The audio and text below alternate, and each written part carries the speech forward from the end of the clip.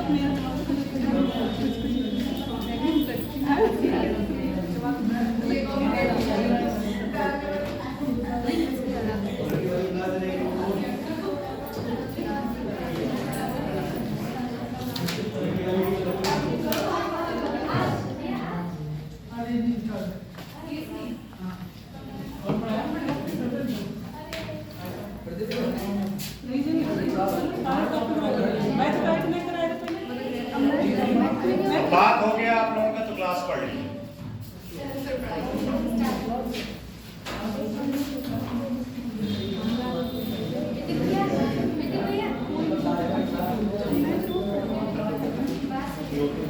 आप एक हफ्ते से गोला मारते हैं कैसे? अच्छा यहाँ नहीं रहते क्या? सुरक्षा खत्म हो गई उत्तर प्रदेश के आंतरिक सुरक्षा। लास्ट टॉपिक आंतरिक सुरक्षा खत्म हो। कल कितने लोग गायब थे? गोला कितने लोग मारे थे? बहुत सारे लोग हैं। अच्छा मतलब हमारे क्लास कौन बोला? आपकी क्लास कौन बोला? पहले पता है। अच्छा नहीं, जैसे कल कौन कौन गोला मारा था ये पूछ रहे थे। बहुत सारे लोग, कुछ लोग तो आते हैं 1-2 दिन के लिए यहाँ पिकनिक मनाने फिर चले जाते हैं। 1-2 दिन के लिए आते हैं, हवाबाजी करते हैं और उसके बाद फिर गोला मारा। ऐसे कितने लोग हैं? वैसे मैं पहचानता हूँ ना, अब ऐसे नाम भी मुझे याद ही हो गया लोगों का।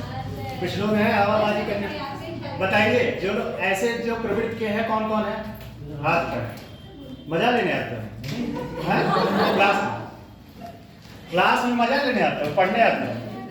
अगर आप पढ़ने ऐसे कुछ लोग यहाँ पे और भी हैं, लगभग मेरे हिसाब से कम 25 बच्चे ऐसे हैं जो सीरियस हैं और लगातार कंटिन्यू आते हैं। 1-2 दिन हो सकता है कि आप हो जाए, लेकिन मैं एक चीज़ देखा हूँ कि 22 से 25 लोग लगभग पर डे आते हैं और 2-4 लोग हैं हवाबाजी करने आते हैं। झोला उठाए, घर पे मन नहीं लगा, चलो अच्छा आज क्लास कर रहे हैं। अच्छा हम ये नहीं कह रहे हैं घर पे पढ़ते हैं, घर पे पढ़िए अच्छी बात है, लेकिन क्लास में पढ़िए तो और अच्छी बात है। चलिए आप लोगों का फायदा, आप लोगों का नुकसान है, मुझे उससे नहीं मतलब है। जो आएगा उसको पढ़ाया जाएगा, जो नहीं आएगा उसको भी कहाँ से पढ़ाया जाएगा। लिखिए आंतरिक टॉपिक लिखे है चुनौतियों से निपटने के लिए। कल ये टॉपिक छोड़ के गए थे बीच में, चुनौतियों से निपटने के लिए। इसमें 2 टॉपिक और है, मनी लॉन्ड्रिंग और एक साइबर सुरक्षा। उसके बाद इंटरनल सिक्योरिटी उत्तर प्रदेश का खत्म। उत्तर प्रदेश से जितना रिलेटेड क्वेश्चन बन सकता है उतना कवर हो गया, ठीक है। अच्छा इंटरनल सिक्योरिटी चला कि नहीं आप लोगों का? अभी नहीं चला। उसमें हमारे ख्याल से 12-15 क्लास है, तो वहाँ पूरे भारत के परिप्रेक्ष्य में पढ़ाया जाएगा, इंडिया के परिप्रेक्ष्य। लिखिए चुनौतियों से निपटने के लिए उठाए गए कदम।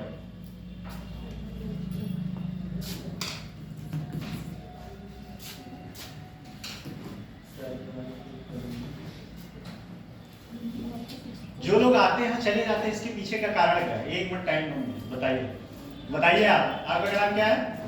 एक दिन आए थे आप, क्या नाम है? अच्छा, आप तो बहुत लंबे समय से बीमार चल रहे थे, बीमार लगभग 1 महीने, और भी 1 महीने टाइफाइड किसी को होता है? 1 महीने टाइफाइड होता है? मुझे भी टाइफाइड हुआ था, 1 हफ्ते होता है। सर आप जल्दी कवर कर लेगा, हम लोग आएंगे। साथ देने के लिए कितने लोग खड़े हो गए? यही होता है, साथ देने के लिए, बैकअप के लिए। हमें लगता है अगर कुछ हो जाए तो यही सब लोग खड़े हो जाओ बवाल करने के लिए, है? मतलब टीचर की कोई वैल्यू नहीं है। चलिए लिखिए, अभी समझाते हैं। इसका टॉपिक लिखिए, एंटी। इसमें चुनौतियों में कौन कौन सा है टॉपिक? जो टॉपिक मुझे लगेगा उसके बारे में लिखवा भी देंगे, नहीं तो समझा देंगे। पहले में है एंटी, लिख लीजिए, एंटी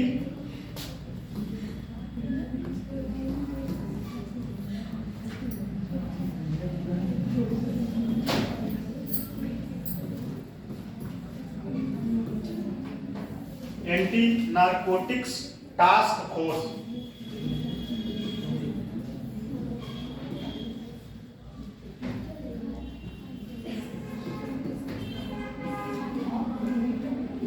दूसरा इसमें लिख लीजिएगा, फॉरेंसिक संस्थान।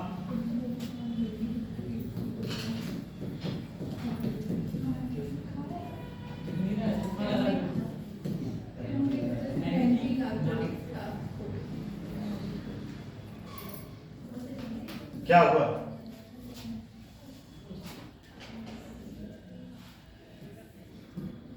फॉरेंसिक संस्थान। दूसरा है मानव संसाधन। तीसरा होगा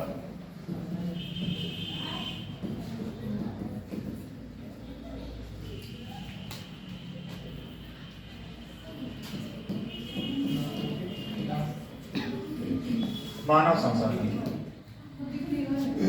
रुक जाइए, हट जाइए। भागीदारी।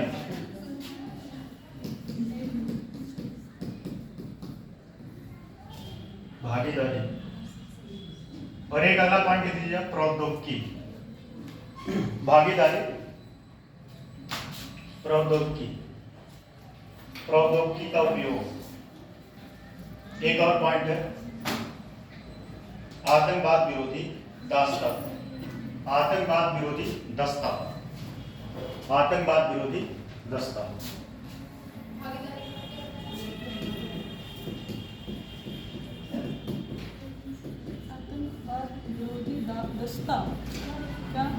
आतंकवाद विरोधी दस्ता।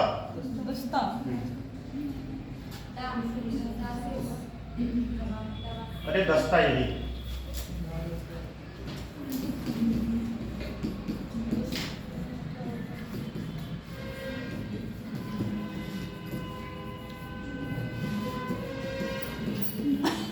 ठीक, और एक प्रौद्योगिकी लिख लीजिए।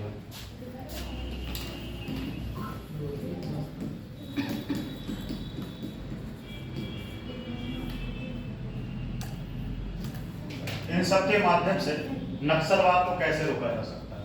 ठीक है, पहली बात तो नक्सलवाद बता दिए थे। नक्सलवाद क्या होता है? क्या होता है? अब तो सुनने पड़ गई है। नक्सलवाद क्या होता है? बताइए भाई, नक्सलवाद क्या होता है? उस दिन आया था जिसने पढ़ाया था,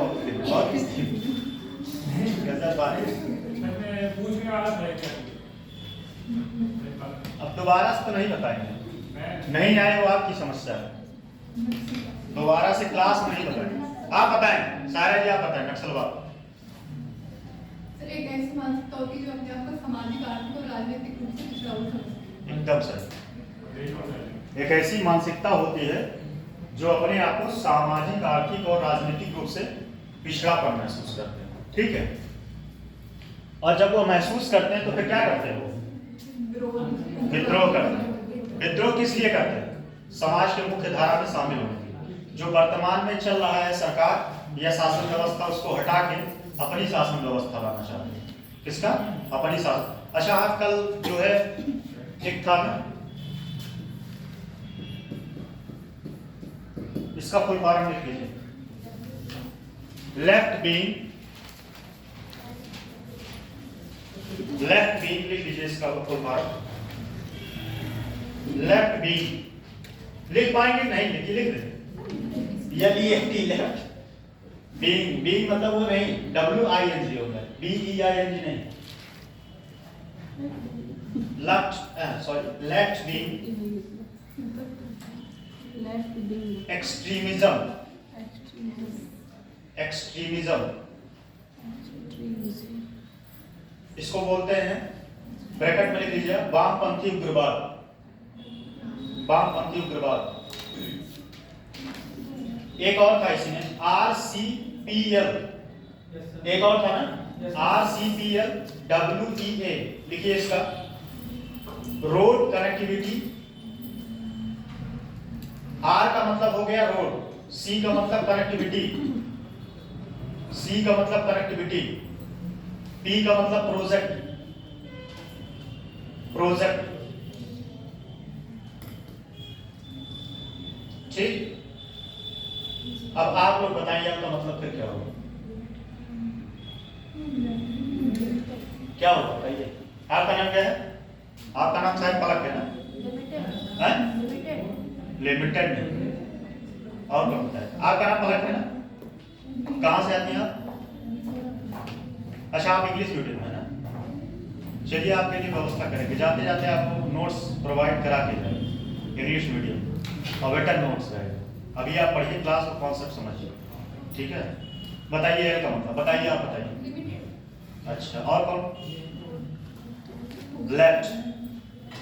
एल का मतलब लेफ्ट, और डब्ल्यू का मतलब बीन। फिर से लिखिए, वही है left road connectivity project for left बीन एक्सट्रीमिज्म।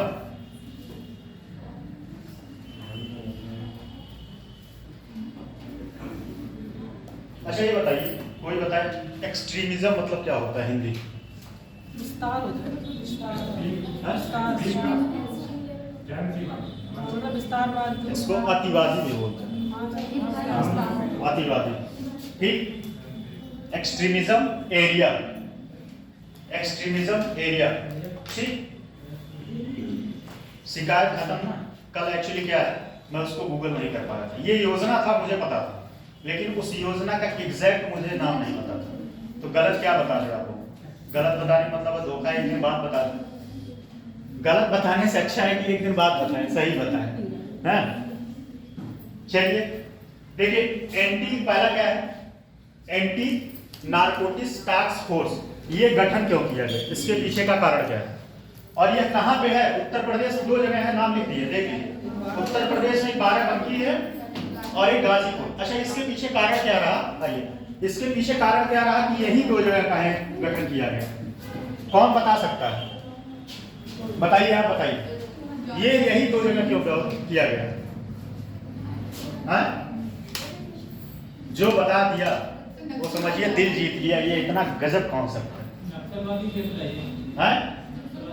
नक्सलवादी क्षेत्र है। कौन बोला भाई? बाराबंकी में कौन नक्सलवाद है? ये किताबों में नहीं दिया। बाराबंकी में नक्सलवाद क्षेत्र है क्या? बाराबंकी है क्या नेपाल में? यूपी में कहाँ? बताइए, यूपी में कहाँ? आप बताइए, यूपी में कहाँ? अयोध्या और लखनऊ के बीच। समझिए, इसके पीछे गठन करने के पीछे यहाँ पे क्यों ये फोर्स स्थापना किया गया। आप लोग सुने होंगे गाजीपुर में अफीम की खेती होती है ना? तो वहाँ अफीम का बहुत अवैध व्यापार होता था। क्या होता था? अफीम का अवैध। अच्छा, एक बात और जान लीजिए, अफीम का आप ऐसे खेती नहीं कर सकते। हाँ, लाइसेंस है। अभी भाई भारत में कुछ चीजें हैं जिसके लिए आपको लाइसेंस लेना पड़ता है, और अफीम काफी पैसे में बिकता है, ठीक है? तो क्या है कि गाजीपुर और बाराबंकी एरिया में, बाराबंकी में सारे जगह नहीं, कुछ एरिया में इसका जो है, बाराबंकी और गोंडा क्षेत्र में कुछ जगह जो है अफीम की खेती होती है, लेकिन गाजीपुर में बड़ी मात्रा में खेती होती है। बहुत भारी भूखंड पे जो है अफीम की खेती होती है, और वहाँ खेती होने की वजह से वहाँ पे इसका जो है गलत तरीके से उपयोग किया जाता था। मतलब जितना उपयोग करना चाहिए था, जितने एरिया पे उन लोगों को लाइसेंस मिला था, उससे ज्यादा एरिया पे ये लोग क्या करते थे, अफीम की खेती करते थे और अवैध व्यापार करते थे। एक कॉन्सेप्ट यही समझा दे रहे, अवैध व्यापार करते थे। अवैध व्यापार से ये क्या करते थे, मनी लॉन्ड्रिंग करते थे। एक बात ध्यान दीजिएगा, अभी ये आएगा मनी लॉन्ड्रिंग क्या होता है, ये टॉपिक है आपका। मनी लॉन्ड्रिंग जो है कोई भी धन अवैध रूप से कमाया जाता है, वो जो है मनी लॉन्ड्रिंग होता है अवैध रूप से।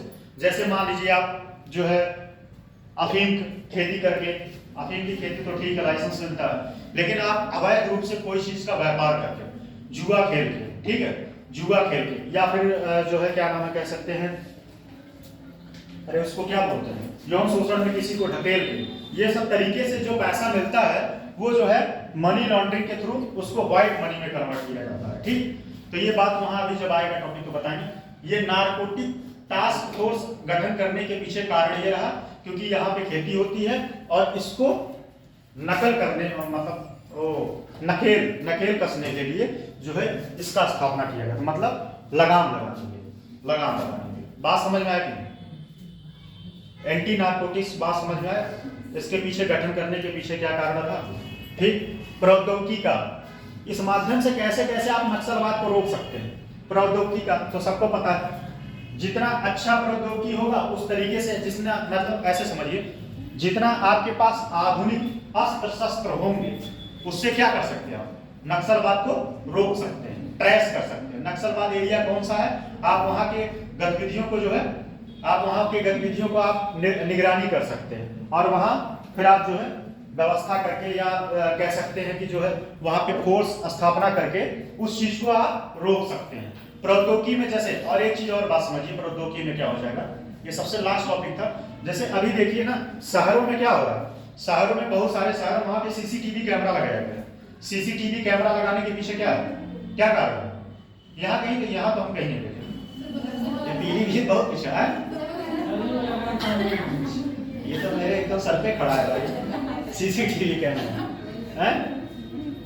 तो सीसी देखिए 500 से ज्यादा, सॉरी 5000 से ज्यादा सीसीटीवी कैमरा लगाए गए हैं। सीसीटीवी कैमरा शहरों में लगाए गए हैं जिससे इन सब गतिविधियों को, जो देश के आंतरिक सुरक्षा को क्षति पहुंचाते हैं, उसके गतिविधियों को रोका जा सके। अभी देखिए पहले क्या होता था, सड़क पे कोई किसी को मार के चला जाए पकड़ाता नहीं था, अब क्या है, सीसीटीवी फुटेज निकालो और उसका जो है, एक इलाहाबाद में एक चौराहा है, अब नाम तो बड़ा ऊट पटांग है लेकिन बता ही देते हैं, पिया मिलन चौराहा है ना, पिया मिलन चौराहा समझिए। सीसीटीवी जो है, सीसीटीवी से समझा रहे हैं, वहां पे क्या है, पहले वहां पे जो है लोगों को दिन दहाड़े ऐसे मार दिया जाता था, हाँ, उसका एक नाम और भी है, लल्ला चुंगी। लल्ला चुंगी और पिया मिलन चौराहा दोनों एक ही है। अब यही इसी बात को लेके पकड़े रहिएगा, मेन कॉन्सेप्ट जो बता रहे हैं उसको नहीं, इसीलिए मैं नहीं बताना चाहता कुछ और, बताने के पीछे यही रहता है दिमाग में आपके बैठे कोई ऐसा पॉइंट रहे कि हाँ सर ये बताए थे।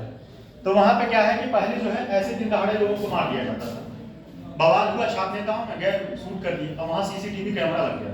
अब कोई भी गतिविधि करेंगे तुरंत सीसीटीवी कैमरे में फुटेज में आपका आ जाएगा, फिर आपके खिलाफ कार्रवाई शुरू। इलाहाबाद में हर जगह जितने भी ट्रैफिक हैं लगभग सारे जगह सीसीटीवी कैमरे लगे। तो प्रौद्योगिकी का जो है आप स्थापना करके कैसे इन सब सारी चीजों पे रोक लगा पाएंगे। बात समझ में आया, कहानी का थीम समझे।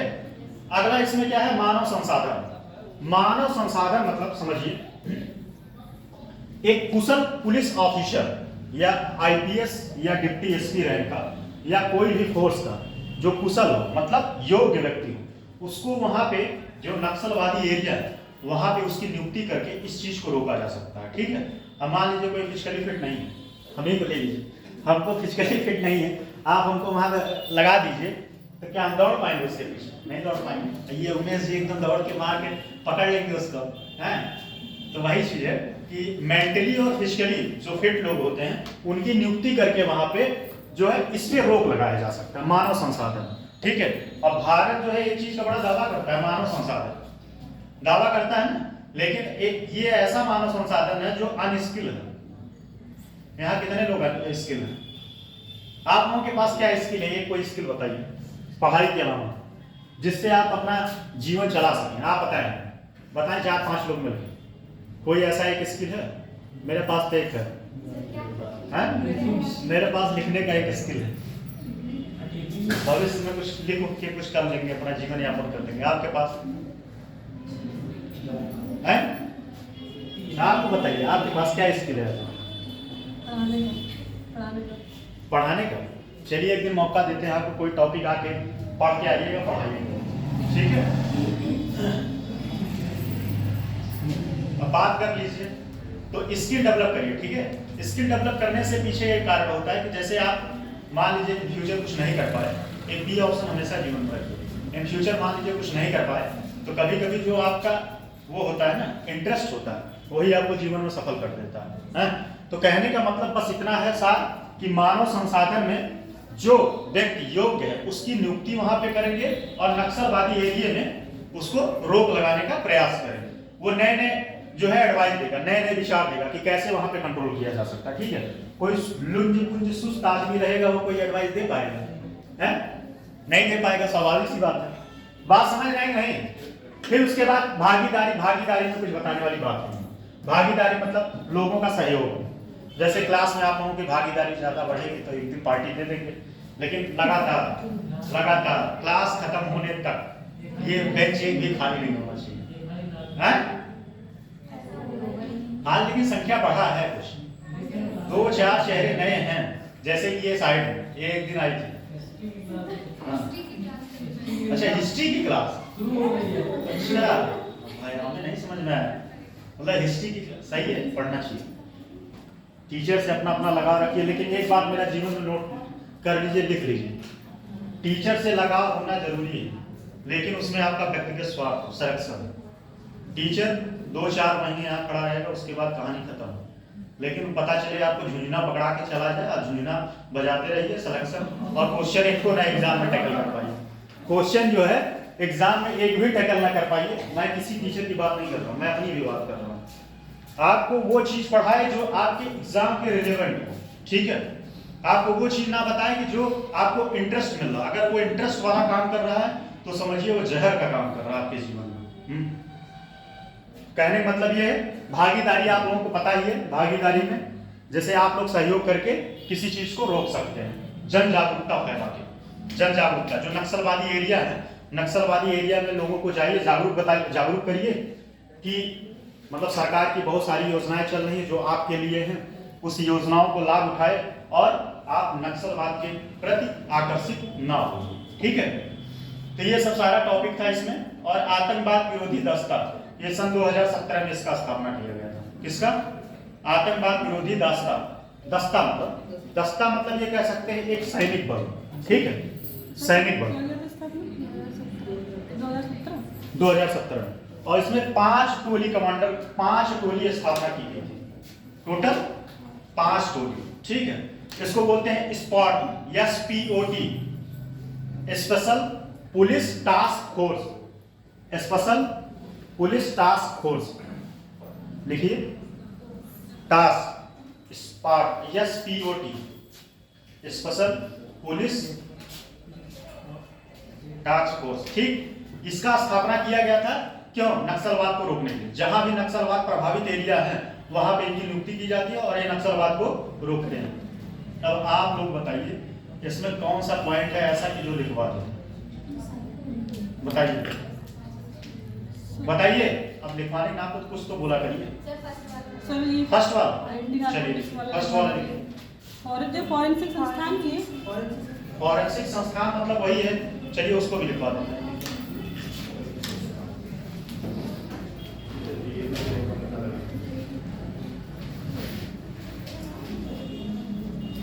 लिखिए पहला, एंटी नारकोटिक्स टास्क फोर्स,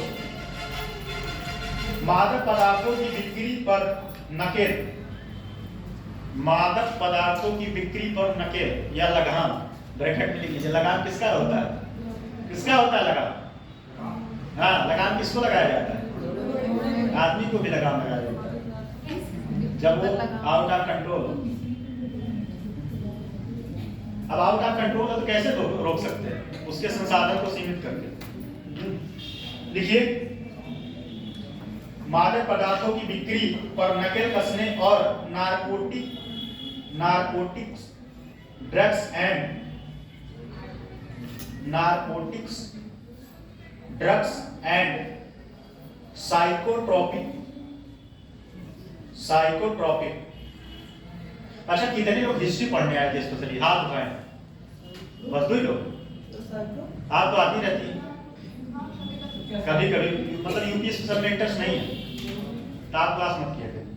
मेरा आपको व्यक्तिगत एडवाइस, अगर आपको इंटरेस्ट, आपको यूपीएससी देना है, हाँ तो आपके लिए क्लास नहीं है। और किसको देना है? यूपीएससी यूपीपीसीएस नहीं देना, आपको भी देना है। ये टाइम बर्बाद करने से क्या मतलब है? 1.5 घंटे जो करना फैक्ट है, आप कल से मत बैठा करिए, ठीक है?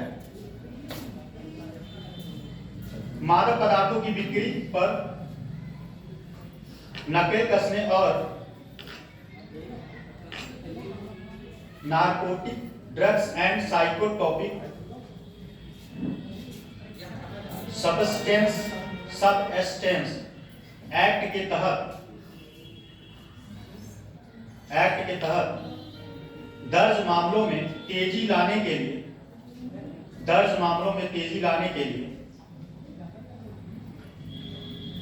लिए उत्तर प्रदेश पुलिस द्वारा एक विशेष एंटी नारकोटिक्स टास्क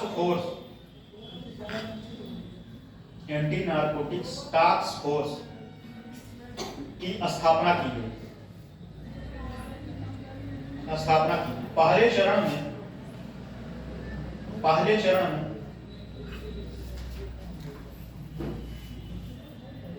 चरण में 2 जिलों बाराबंकी और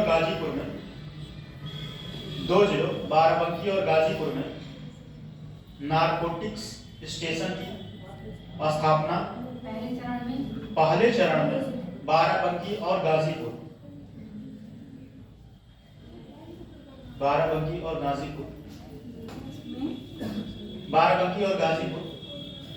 नारकोटिक स्टेशन की स्थापित किए गए।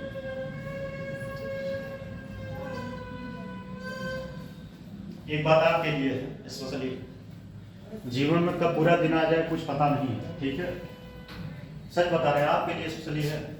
जीवन में एक रास्ता लेकर नहीं चलना चाहिए। हमें नहीं कह रहे आप कुछ पता पढ़िए या ना पढ़िए, वो अलग बात है, लेकिन आप अगर पीसीएस हो जाएंगे तो भी जीवन बेकार नहीं रहेगा। बेरोजगार होने से तो बहुत अच्छा है। बेरोजगार होने से आप इसमें डायरेक्ट एसडीएम बनेंगे, एसडीएम से अगला प्रमोशन एडीएम, एडीएम से फिर डीएम, ठीक है? तो वो आपके ऊपर है। मैं थोड़ा इरिटेट हो गया इस वजह से बोल दिया, बाकी आपके ऊपर है। आपका मन हो तो क्लास करिए, नहीं तो ना करिए। किससे पढ़ लेते? पापा मुझे पढ़ा देते ना, क्योंकि वो भी टीचर है ना। तो यूपीएस में सब पढ़ाते हो? हाँ पढ़ाते हैं। अच्छा, नहीं तो पढ़ाते हैं तो ठीक है, फिर जैसा आपको सही लगे। अगला है फॉरेंसिक संस्थान।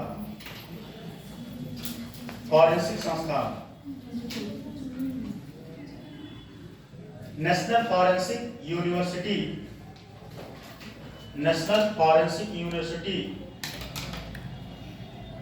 Gandhinagar Gujarat. National forensic university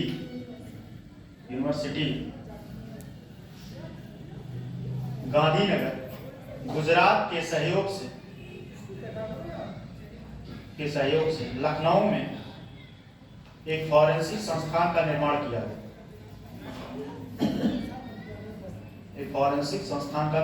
गया। अच्छा, ये प्रीलिम्स के लिए भी इंपॉर्टेंट है।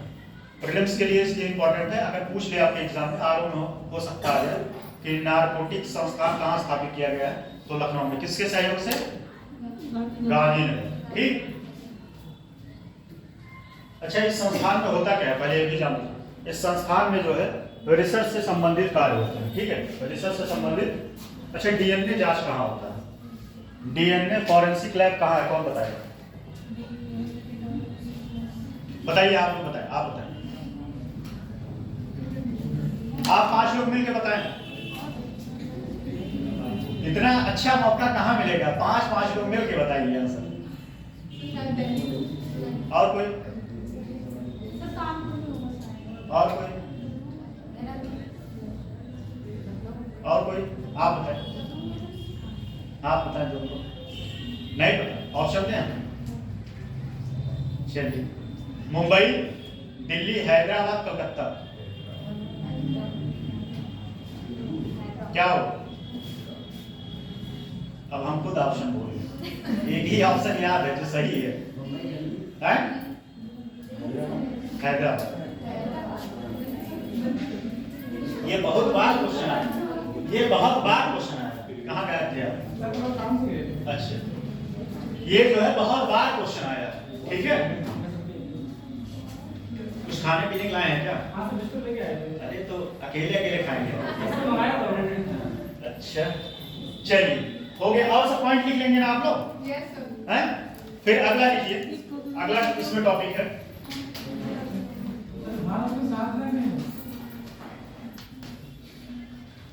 और अगला टॉपिक लिखिए, एक और लिख लीजिए ना, उत्तर प्रदेश सरकार द्वारा जो एक लिख लीजिए, एक टॉपिक और, आतंकवादी विरोधी दस्ता।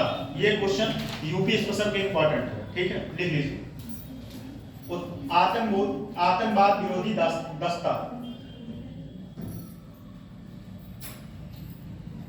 ठीक। उत्तर प्रदेश सरकार द्वारा 2017 में एंटी टेरर स्क्वाड, 2017 में एंटी टेरर स्क्वाड के तहत, एंटी टेरर स्क्वाड के तहत special police operation team, special SPOT लिख लीजिएगा,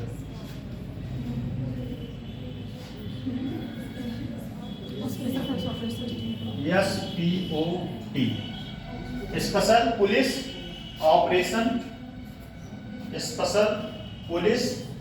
ऑपरेशन टीम का गठन किया गया था,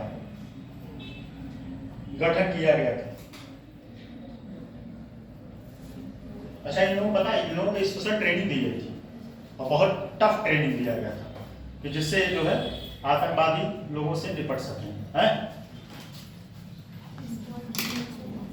गठन किया गया था। स्पॉट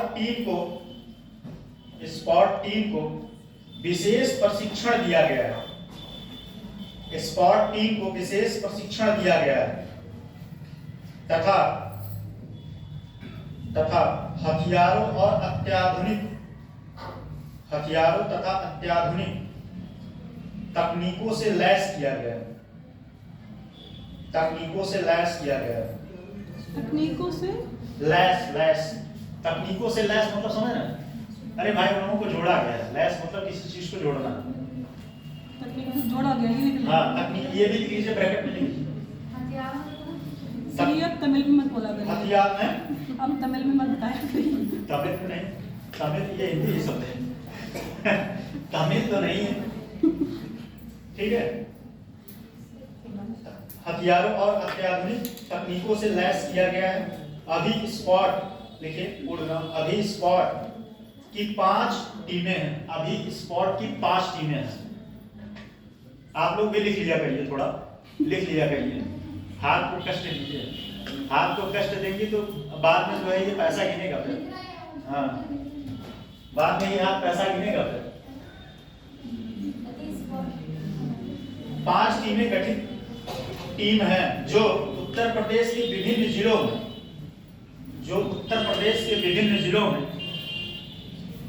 विभिन्न जिलों में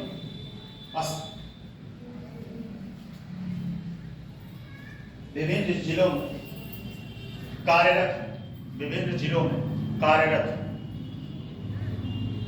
ठीक। तो ये आपका युक्ति सिद्धम हो गया। एक अगला टॉपिक इसमें है,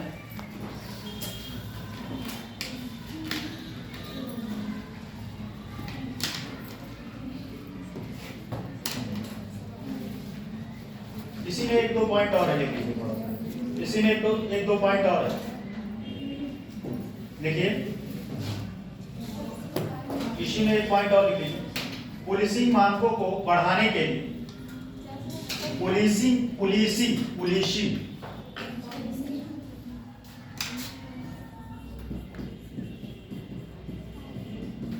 पुलिसिंग पुलिसिंग मानकों को बढ़ाने के लिए 7 बड़े जिलों अब बताइए, ये प्रीलिम्स का क्वेश्चन है। 7 बड़े जिलों ब्रैकेट में अभी रुक जाइए, लिखना है। कमिश्नरी प्रणाली शुरू की गई है, कमिश्नरी सिस्टम शुरू किया गया है। वह 7 जिले कौन कौन से? चलिए आप बताइए, 7 जिले कौन कौन से? ठीक बोलिए, यहाँ तक आवाज आपसे पूछ रहे हैं तो आप बोलिए, नहीं आता तो फिर नहीं आता। हाँ हाँ बताइए। अच्छा, और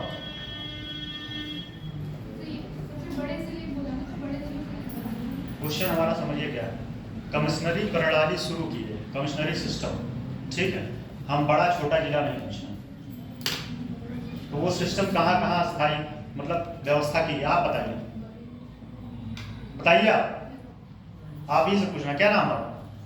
हाँ बताइए आप। बरेली, अच्छा, और कोई बताए? उत्तर प्रदेश, महाराष्ट्र। अरे कोई नहीं, चलिए कम से कम बताइए तो ठीक है।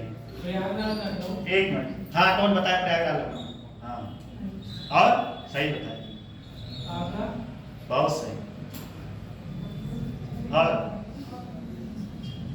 और कौन बताएगा? आप बताएंगे। कृष्णपाल जी बताएं, कृष्णपाल जी बता देंगे साहब।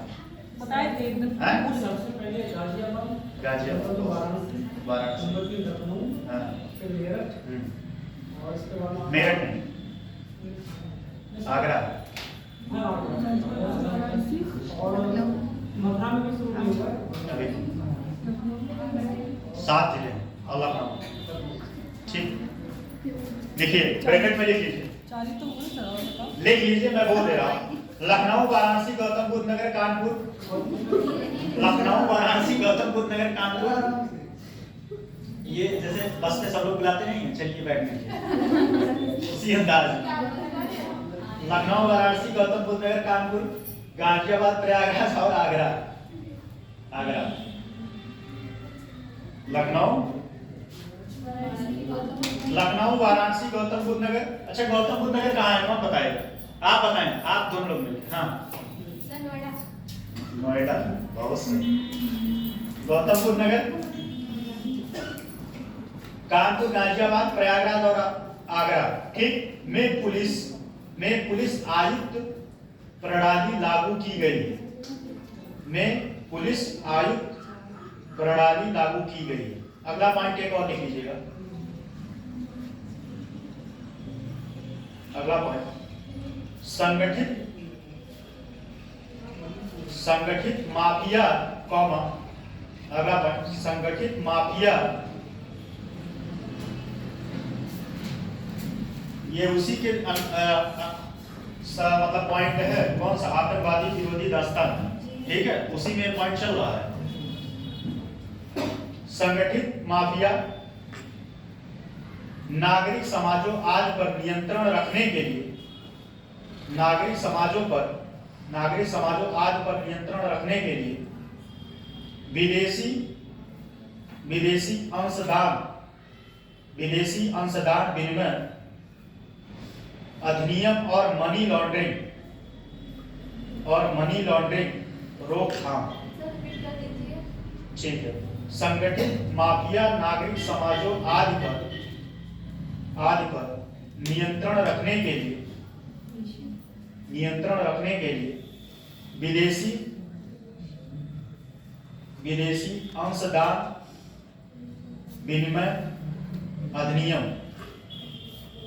अधिनियम और मनी लॉन्ड्रिंग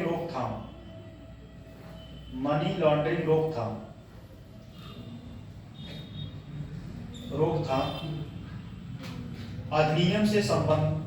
अधिनियम में संशोधित किया गया। ठीक है।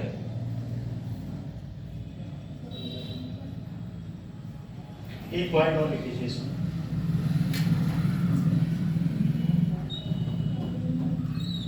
चलिए और कोई इंपॉर्टेंट पॉइंट नहीं है, ठीक है। अब अगला टॉपिक है आपका साइबर सुरक्षा एवं मनी लॉन्ड्रिंग। हाँ लिखिए, साइबर सुरक्षा एवं मनी लॉन्ड्रिंग टॉपिक है, इसी में है टॉपिक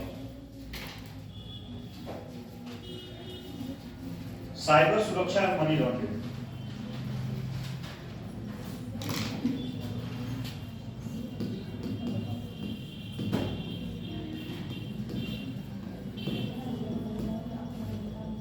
पहले टॉपिक देखिए साइबर सुरक्षा, फिर उसके बाद मनी लॉन्ड्रिंग।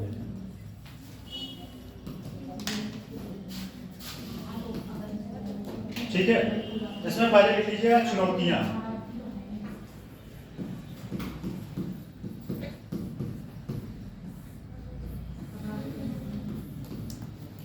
चुनौतियां, फिर उसके बाद पहल या प्रयास।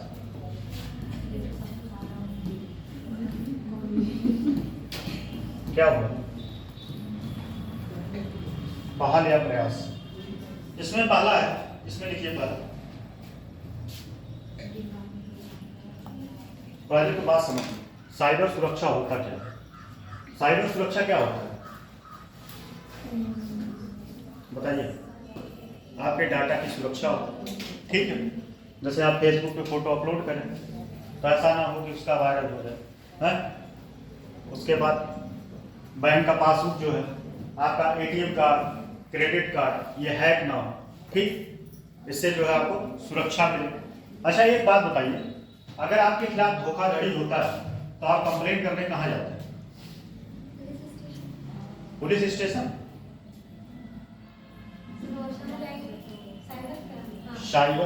साइबर क्राइम या साइबर सेल, ठीक है। ऑनलाइन धोखाधड़ी वहीं पे केस किया जाता है।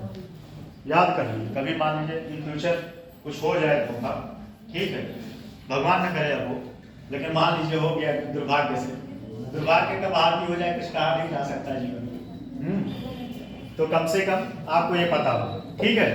इसमें पहले लिखिए, इसमें लिखिए पिछले 3 वर्षों में सर इसमें चुनौतियों में, हाँ पिछले 3 वर्षों में पिछले, अभी भूमिका लिखवा देंगे, टेंशन नहीं। पिछले 3 वर्षों में एनसीआरबी की रिपोर्ट के अनुसार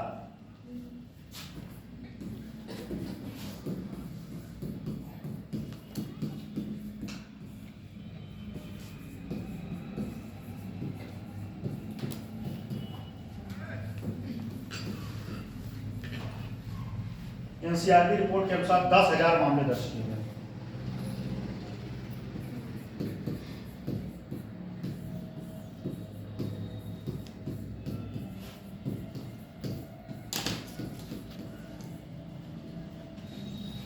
साइबर सुरक्षा से संबंधित, साइबर धोखाधड़ी से संबंधित अभी 3 सालों में 10,000 मामला दर्ज किया गया। आप लोग कोई इसमें प्रताड़ित हुआ है नहीं? कोई हुआ है साइबर से? है नहीं हुआ, भगवान करे ना हो, ठीक है। डिजिटल हरेसमेंट बहुत चल रहा है, घर पे बता दीजिए मम्मी पापा को। कभी इन फ्यूचर मान लीजिए ऐसा कोई फोन आए तो आप लोग घबराइएगा, तो पहले हमारे पास फोन करिएगा, आप लोगों के पास, ठीक है। पिछले जैसे कि रिपोर्ट आपने लिखवाई, मेरे से कितने टाइम मतलब ये रिपोर्ट का जिक्र करना है आपको? नहीं, मतलब आप बोलते हैं कि इंग्लिश का वर्ड यूज ना हो, तो इसे तो ऐसे डालना है एनसीआरबी। नहीं, इसको आप लिख सकते हैं, ये रिपोर्ट है, ठीक है। एनसीआरबी या इसको उसमें लिख दीजिएगा, देवलिपि में लिख दीजिएगा। देवलिपि क्या है? एन हिंदी में, फिर उसके बाद सीआरबी। वैसे अगर ये रिपोर्ट अगर ऐसे भी आप लिखती हैं तो भी आपका गलत है। जैसे कुछ और पॉइंट, जैसे कोई इंग्लिश शब्द आ जाए, ठीक है, जैसे टास्क फोर्स, उसको आपको इंग्लिश में नहीं लिखना, उसको हिंदी में लिखना, ठीक। अगर आप हिंदी में पेपर लिख रहे हैं तो, इंग्लिश में लिख रहे हैं तो फिर लिखिए माशाअल्लाह। इंग्लिश में कितने लोग लिखने वाले हैं आप? और कौन पेपर इंग्लिश में लिखने वाला है? सारा हिंदी पार्टी है, हिंदी पार्टी इंग्लिश। कोई नहीं, हिंदी वाले बहुत कारनामा कर रहे हैं। यूपी बोर्ड वाले हिंदी मीडियम वाले बहुत कारनामा कर रहे हैं, ये बात जान लीजिए। जरूरी नहीं कि सब पीसीएस हो जाए, पीसीएस हो जाएंगे सब तो ऐसे भीड़ बढ़ जाएगा। ठीक, एनसीआरबी की रिपोर्ट के अनुसार 1000 मामले दर्ज किए गए। इसमें 1000 मामलों में क्या क्या है, जैसे साइबर सुरक्षा, धोखाधड़ी है, धोखाधड़ी हो गया, किसी का मान लीजिए अकाउंट हैक कर दिया गया, पता चले आपके अकाउंट में पैसा है 5000 रुपये और उसके बाद अकाउंट आपका पैसा गायब, गए एटीएम पे 0 रुपये, फिर क्या करेंगे? रात में तो नींद नहीं आएगा। कितने लोग नींद आ जाएगा? हैं? हमको दीजिएगा 5000, ठीक है, जिसको नींद आ जाएगी। और कई सारे देखिए, कई सारे फ्रॉड हो रहे हैं, जैसे कि किसी का फोटो निकाल दो, उसका मिसयूज करना, किसी का डाटा। अभी आप लोगों के एक जीता जागता एग्जांपल दे रहे हैं, आप लोग देखे होंगे ना कि आप लोगों के पास ऐसे कॉल आ जाता होगा। वो कैसे कॉल आता है? कंपनी से आकर कि आपको जो है जॉब की जरूरत है, और आप जो कि अपना नंबर नहीं दिए हैं, कैसे होता है? वो डाटा शेयर किया जाता है। जो बड़ी बड़ी कंपनियां हैं वो डाटा खरीदती हैं, किससे? जो कंपनियां हैं जैसे वोडाफोन, जियो या कोई भी कंपनियां है, वो आपका जैसे मान लीजिए कोई फॉर्म सबमिट कराया, नंबर डाला, इससे वो डाटा खरीदते हैं और बहुत ज़्यादा पैसा दे के डाटा खरीदते हैं, और डाटा खरीद के फिर उन लोगों के पास कॉल करते हैं। फर्जी धोखाधड़ी होता है।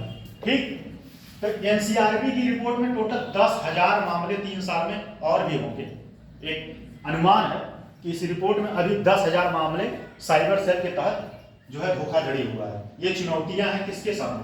आंतरिक सुरक्षा के लिए। किसके सामने?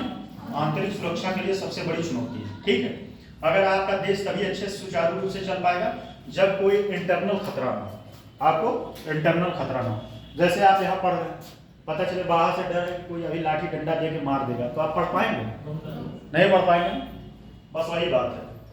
इसमें अगला लिखिए पहल। एक पॉइंट और इसमें लिख लीजिएगा, एक पॉइंट। अच्छा ये बताइए, जमताड़ा कोई वेब सीरीज देखा? जमताड़ा,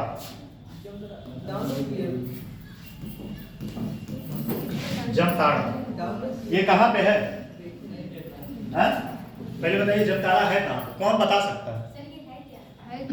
जमताड़ा एक जगह है, ठीक है, जैसे पीलीभीत जगह है वैसे जमताड़ा है झारखंड में। यहाँ बहुत बड़े पैमाने पे जो है मनी लॉन्ड्रिंग किया जाता है।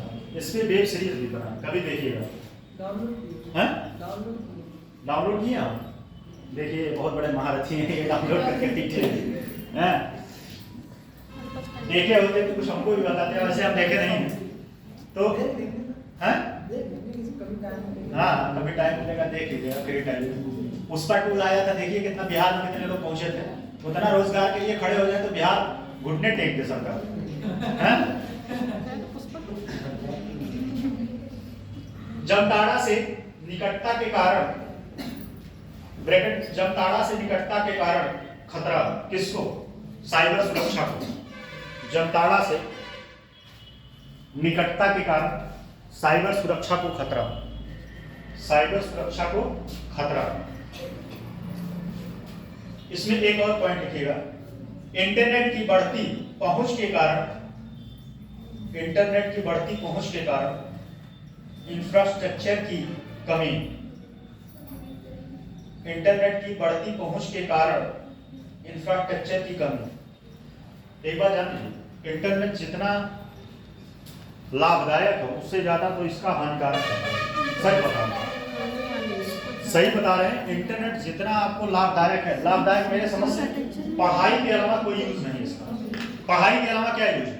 आप या तो पैसा ट्रांसफर कर लीजिए, हाँ इससे थोड़ा जीवन आसान हुआ, लेकिन जीवन और भी कॉम्प्लिकेटेड हुआ। आपकी प्राइवेसी जो है, निजता, अब वो प्राइवेसी नहीं रही। निजता का किस आर्टिकल में है? आप बताएं,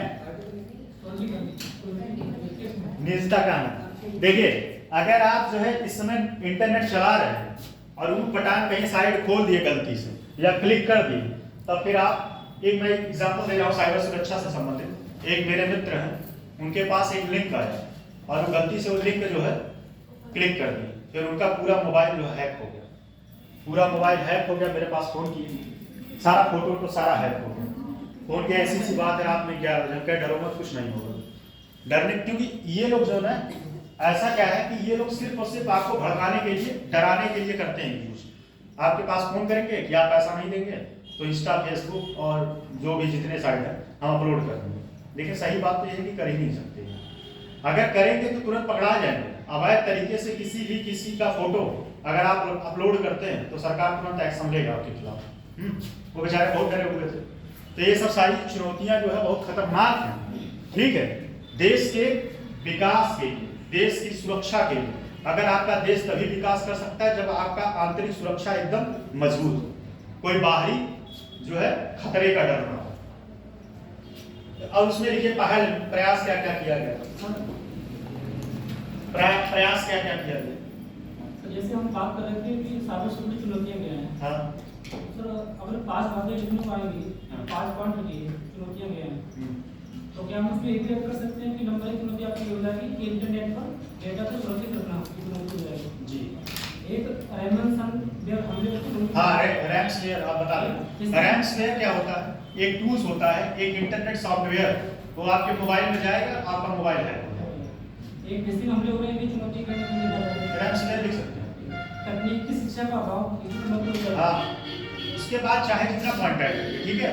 मिनिमम कम से कम 3, देखिए कोई भी आंसर लिखने के लिए आपके पास कम से कम 3 से 4 पॉइंट, क्योंकि 3 से 4 पॉइंट जब आप उस टॉपिक में रिलेवेंट डालेंगे तभी वो आपका आंसर बैलेंस माना जाएगा। अदरवाइज किसी को 7-8 पॉइंट याद नहीं रहता। रैंसमवेयर आप जो बात की है तो उसमें रैंसमवेयर कितने लोग जानते हैं? रैंसमवेयर बताइए, आप बताएं, जानते हैं क्या होता है? और कोई?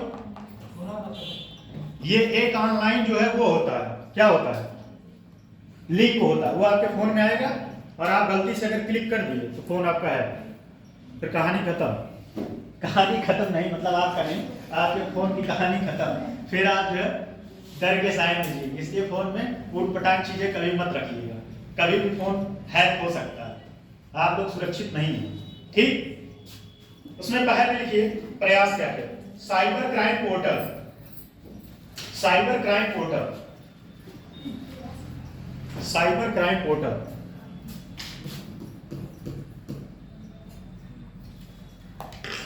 आज भी पता नहीं क्यों हैक कर रहा है, हैंग कर रहा है, सॉरी हैक कर रहा है, हैंग कर रहा है।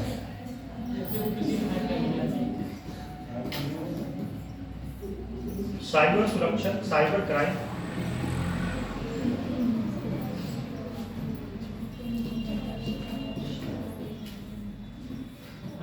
साइबर क्राइम पोर्टल, साइबर पाठशाला,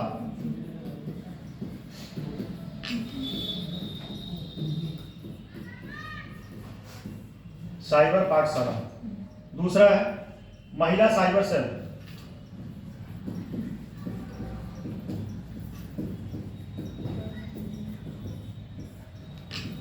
साइबर सेल, महिला साइबर सेल।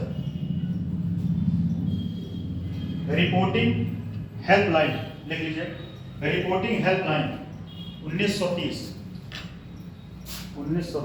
यहाँ एक क्वेश्चन पूछ लेते लेकिन नहीं पूछेंगे, टॉपिक भटक जाएगा।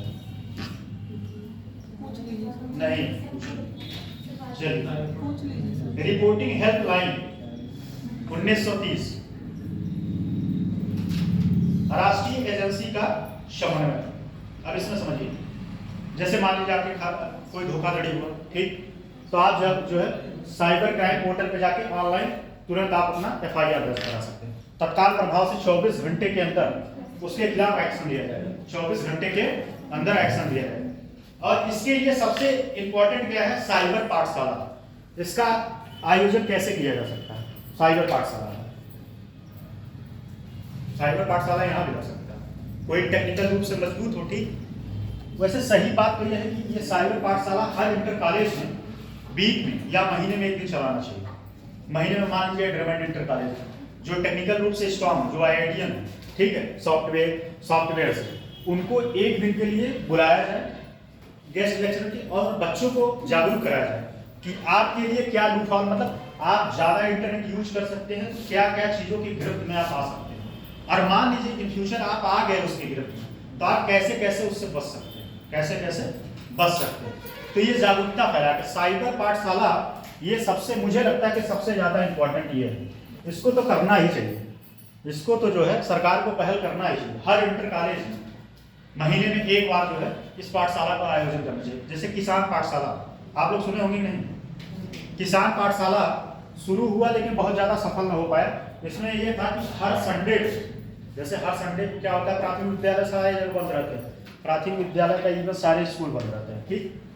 तो उसमें क्या था नियम कि जो है किसानों को बुला के वहाँ पे कृषि से संबंधित समस्याओं को बताएं, कैसे कैसे आप यूज करें अपने फसल को ज़्यादा पैदावार बनाएं। ऐसे इसमें क्या है, साइबर पाठशाला में जितने भी इंटर कॉलेज हैं, ठीक, जिले में, वहाँ पे एक दिन के लिए किसी टीचर को बुला के, जो टेक्निकल रूप से स्ट्रॉन्ग हमारे जैसे व्यक्ति को नहीं, उसको बुला के और उसको साइबर सेल से संबंधित सारी समस्याएं बताएं, क्या क्या समस्याएं हैं और इससे आप कैसे बच सकते हैं, ठीक। ये एक जागरूकता पहल है। तीसरा है महिला साइबर सेल। अब ये सबसे अच्छा पॉइंट ये है, कुछ समस्याएं ऐसी होती हैं कि जो महिलाएं पुरुष से नहीं बता सकती, ठीक है। मान लीजिए किसी के खिलाफ कोई जो है धोखाधड़ी हो गया, फॉर एग्जाम्पल मैं खुले शब्दों में एक बात बता रहा हूँ, हो सकता है कि थोड़ा सा, मान लीजिए आपका कोई बॉयफ्रेंड है, ठीक, किसी का लड़की या लड़का, आप बातें की, फोटो इधर उधर आदान प्रदान किए, फिर उसके बाद वो जो है नीच टाइप का व्यक्ति उस फोटो का मिसयूज कर रहा। अब ये बात आप घर पे तो नहीं कह पाएंगे, ठीक है। अगर कोई महिला होगी तो आप उससे फ्रेंडली ये बात शेयर कर पाएंगे। जैसे हम ही लोग मान लीजिए, हम लोग लड़के हैं, जितना आराम से, जितने अच्छे से बातें अपना किसी व्यक्ति को बता पाएंगे लड़के को, उतना लड़की को नहीं बता पाएंगे। सेम कहानी यही है, ठीक। तो इसमें क्या है, साइबर, कौन सा क्या टॉपिक था, महिला साइबर सेल। तो महिला साइबर सेल में इससे इस चीज को रोक लगाया जा सकता है। बात समझे कि नहीं, समझ में आ गया। एक पॉइंट और है इसमें तो कुछ पॉइंट ही नहीं, हेल्पलाइन है, तो इस पर आप फोन करिए, बताइए। और इसमें क्या था, राष्ट्रीय एजेंसियां, तो राष्ट्रीय, इसमें कुछ पॉइंट लिख लीजिए, बस कुछ पॉइंट इसमें लिख लीजिए। लिखिए साइबर सुरक्षा, साइबर सुरक्षा, साइबर सुरक्षा, साइबर सुरक्षा कंप्यूटर, साइबर सुरक्षा एक टॉपिक इसमें और है। अगर आप लोग कहेंगे तो उसका जो है पीडीएफ दे देंगे, क्योंकि उसमें सिर्फ एजेंसी है और एजेंसी के बारे में कुछ समझाने वाली बात नहीं है, बस उसमें रट्टाफिकेशन। रट्टाफिकेशन जानते हैं क्या होता है, क्या होता है? रट्टा मारना, जैसे वो साइरस मारता था, इसमें 3 इडियट्स में, ऐसा रट्टा मारा जाके नीचे उल्टा दे दिया।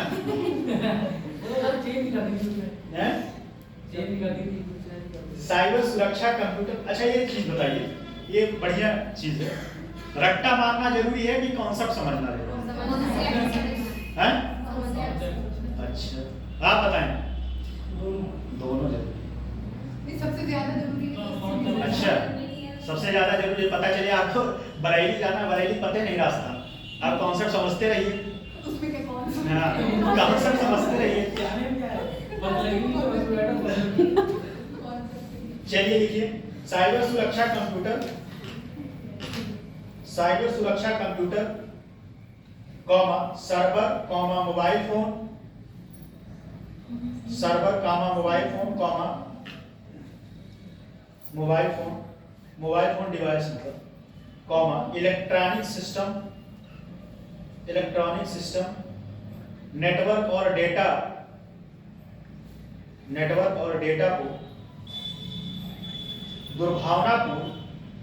दुर्भावनापूर्ण हमलों से बचाने का अभ्यास, ठीक है। ये इसका भूमिका है, ठीक। अब इसमें लिखे उत्तर प्रदेश में साइबर सुरक्षा से संबंधित चुनौतियां, उत्तर प्रदेश में साइबर सुरक्षा से संबंधित चुनौतियां। क्या हुआ, आप दोनों को मजा नहीं आ रहा है क्या पढ़ने? लिख नहीं रही हैं, देख रहे हैं, अच्छा ठीक है, लिखते रहिए। उत्तर प्रदेश में साइबर सुरक्षा की चुनौतियां, पहला पॉइंट है cyber crime cell, cyber crime cell Lucknow, cyber crime cell Lucknow के अनुसार पिछले 3 वर्षों में उत्तर प्रदेश में उत्तर प्रदेश में 3 लाख साइबर क्राइम के मामले, 3 लाख, अरे वही 3 लाख, हम कहे पता चले 3 ना समझ पाए। सानिया का भी नाम कर दो उसमें। साइबर क्राइम के मामले दर्ज किए गए। राष्ट्रीय अपराध ब्यूरो, राष्ट्रीय अपराध रिकॉर्ड ब्यूरो, NCRB, इसका फुल फॉर्म है राष्ट्रीय अपराध रिकॉर्ड ब्यूरो, NCRB ब्रैकेट के अनुसार उत्तर प्रदेश वर्ष 2021 में, उत्तर प्रदेश वर्ष 2021 में 10,000 मामलों के साथ 10,000 मामलों के साथ साइबर अपराध में दूसरे स्थान पर है। पहले स्थान पर कौन होगा? पहले स्थान पर तो मुझे भी नहीं याद आ रहा है, कौन बता सकता है? चलिए गूगल करिएगा। मेरे ख्याल से पहले स्थान पे जहां तक है मुंबई होना है, दिल्ली या मुंबई होना चाहिए।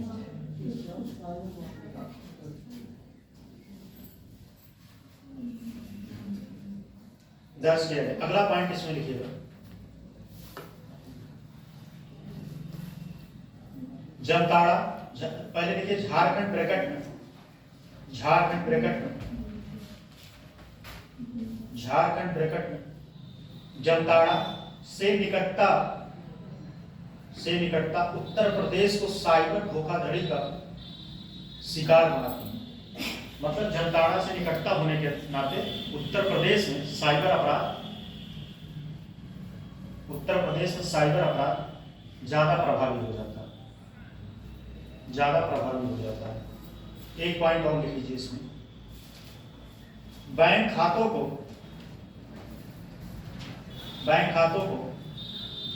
अभी एक बात बताएं आप लोगों को, एक जो है सहजन सेवा केंद्र जो नहीं होता है, तो वहाँ पे पैसा आप निकाल सकते हैं कुछ। तो एक आदमी पेपर में आया था, वो लोग जो अनपढ़ लोग आते थे, अनपढ़ नहीं कर सकते, मतलब जो पढ़े लिखे व्यक्ति नहीं थे, बाबा टाइप के, वो आते तो उनका अंगूठा निकलवा के 1,000 रुपये की जगह 5,000 निकाल देता। पकड़ाया, एक दिन में 20-30 हज़ार रुपये कमा रहा था। पकड़ाया, फिर उसके बाद हो गया कहानी। फिर कहानी क्या हो, फिर जाए आराम से।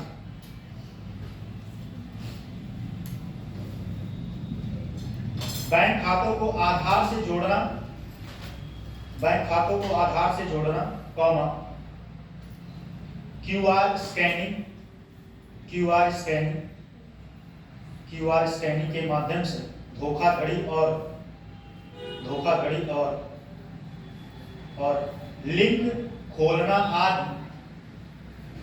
वही कोई आपके फोन पे लिंक आए, अगर आप उसको गलती से ओपन कर दें, लिंक खोलना आदि गंभीर चुनौतियां,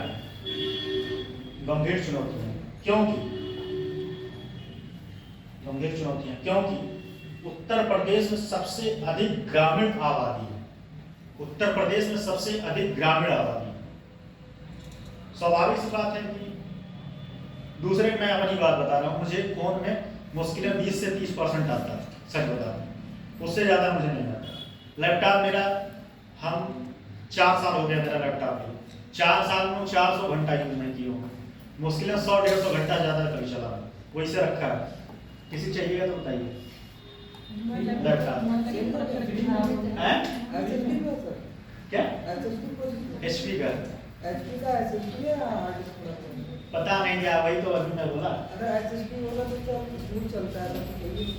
तो वही चीज है ना कि बहुत सारे लोग ऐसे हैं, देखिए पढ़ने लिखने से ये नहीं है कि आप टेक्नोलॉजी फ्रेंडली हो। हमारा भाई है छोटा, मेरा भाई छोटा है, वो इतना टेक्नोलॉजी का कीड़ा है कि उसको सब आता है। मुझे जब समस्या होता है मैं उसी के पास फोन करता हूँ, पूछता हूँ तो बताता है। ठीक है, लिख लीजिए फिर उत्तर प्रदेश सरकार के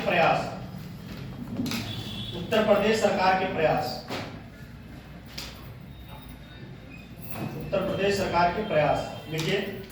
ऑनलाइन शिकायत दर्ज करने के लिए, पॉइंट है इसमें, ऑनलाइन शिकायत दर्ज करने के लिए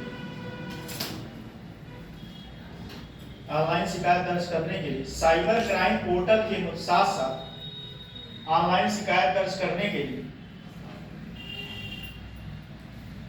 लिए साइबर क्राइम पोर्टल के साथ साथ प्रत्येक पुलिस स्टेशन में साइबर क्राइम प्रत्येक पुलिस स्टेशन में साइबर क्राइम डेस्क की स्थापना की गई। अगला पॉइंट साइबर पाठशाला के माध्यम से साइबर अपराध के बारे में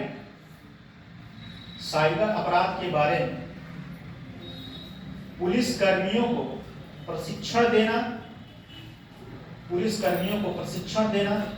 और राष्ट्रीय अपराध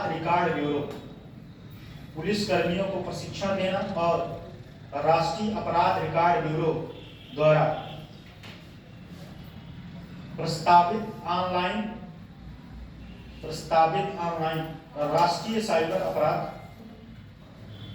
पुलिस कर्मियों को प्रशिक्षण देना और अरे सर वही पॉइंट फिर से बोल रहे हैं आगे नहीं गया। रुक जाओ थोड़ी देर। साइबर पाठशाला के माध्यम से साइबर अपराध के बारे में पुलिस कर्मियों को प्रशिक्षण देना और राष्ट्रीय अपराध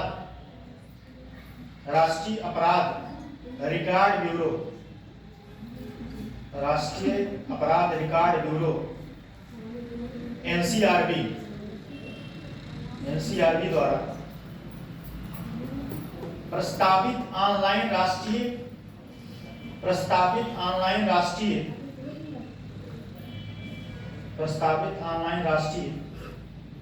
साइबर अपराध प्रशिक्षण केंद्र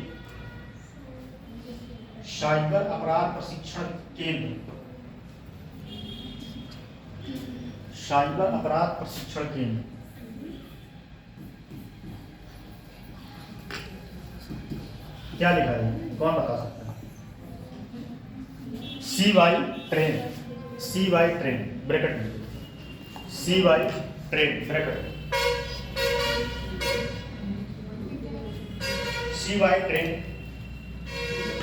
ब्रैकेट क्लोज पाठ्यक्रम को पूरा करना। मतलब साइबर पाठशाला में एक सिलेबस एक तरीके से ऐसा पाठशाला बनाया गया है सिलेबस कि जिसका नाम यही है CY ट्रेन चलता फिरता पाठशाला। हर जगह उसको जो है कहीं भी लगा के आप शिक्षित किसी गांव को अवेयर कर सकते हैं। ठीक है, अगला पॉइंट इसमें लिख लीजिएगा।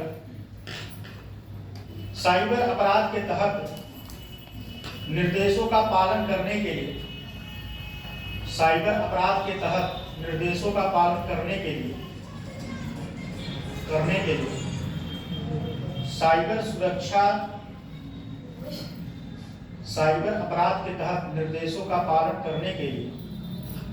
साइबर सुरक्षा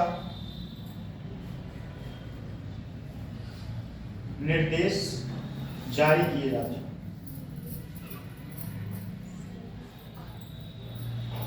एक पॉइंट और लिखिएगा,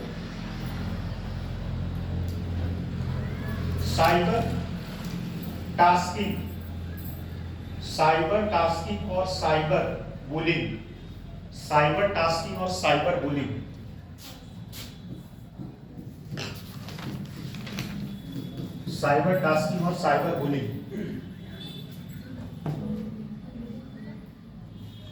जैसे मामलों से निपटने के लिए उत्तर प्रदेश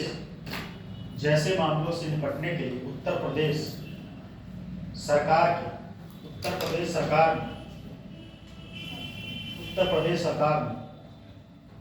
हाल ही में राज्य के प्रत्येक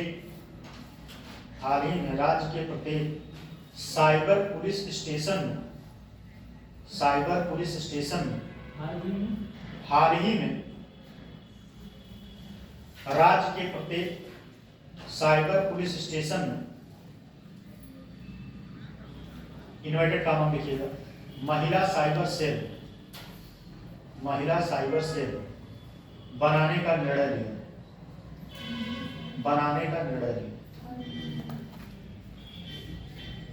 ठीक है। एक पॉइंट और इसमें लिख दीजिए,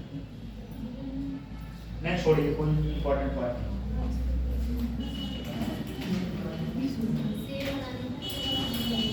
चलिए अब अगला टॉपिक है आपका मनी लॉन्ड्रिंग।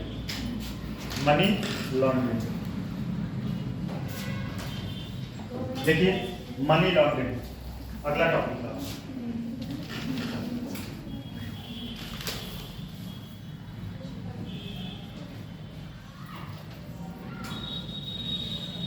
कहीं ऐसा नहीं हमको अंडर एस्टिमेट कर देते हैं आप लोग कि इनको टेक्नोलॉजी नहीं आता है। टेक्नोलॉजी से पढ़ाई से कोई मतलब नहीं है, ठीक है। आप ये दुनिया ज्ञान रखे रहो, किताबी ज्ञान में रहे तो कोई मतलब नहीं है। इंस्टा पे आप एक्सपर्ट हो, इंस्टा पे एक्सपर्ट होने से एक फायदा है, पैसा कमाया जा सकता है। टिकटॉक से कितने लोग करोड़पति हो गए थे भाई, आप लोग बनाए थे नहीं टिकटॉक से, हैं? कितने लोग टिकटॉक पे एक्टिव थे? अरे आपके पास नहीं था और सब महारथी जो बैठे नहीं बनाया था। आप लोग अच्छे व्यक्ति पढ़ने वाले हैं, आप बनाए थे, सही है। चलिए मनी लॉन्ड्रिंग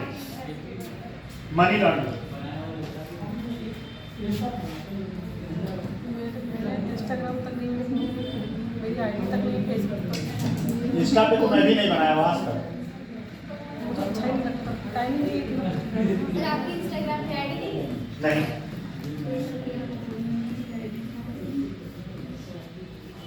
टाइम नहीं चलाने का।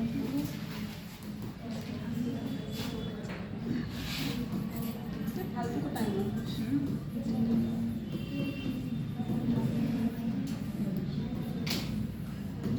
मनी लॉन्ड्रिंग से समस्या क्या है? सामाजिक, आर्थिक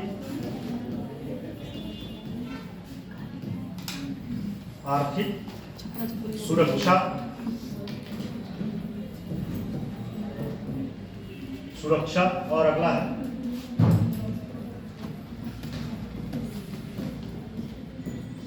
नीति। अब इन सबको समझ लीजिए तब बता दीजिए, फिर जो पॉइंट आप लोगों को लगेगा उसमें लिखवा देंगे, नहीं लगेगा तो समझा देंगे, ठीक। सामाजिक में सबसे बड़ी समस्या क्या है? Money laundering. पहले तो बात समझिए मनी लॉन्ड्रिंग क्या है। मनी लॉन्ड्रिंग कौन बता सकता है? बताइए, आप बताइए कृष्ण पाल। किसी भी व्यक्ति के द्वारा अवैध रूप से कमाए गए धन को संग्रहित करना, यानी कि उसको सही करना। जैसे अवैध रूप से कैसे, कौन सा? जैसे जो राजनीतिक लोग होते हैं, बिजनेसमैन लोग होते हैं, टैक्स ना करके टैक्स की चोरी करना, हाँ सही। और किसी फर्जी नाम की कंपनी खोल के पैसा कलेक्ट करना, धन को इधर निष्कासित कर देना। अच्छा ठीक है, वो बात आप सही बताए, लेकिन उस मनी लॉन्ड्रिंग को व्हाइट मनी में कैसे करना किया जाए? जैसे फर्जी नाम की कंपनी खोली हम लोगों ने, हाँ, सिंगापुर में कंपनी को खोली, बाहर प्रोजेक्ट की है, हाँ, ठीक है। यहाँ के धन को पहले वहाँ से भेज दिया, तो वहाँ से धन को सदन में भी यहाँ पे ले रहे हैं, टैक्स बचा रहे हैं।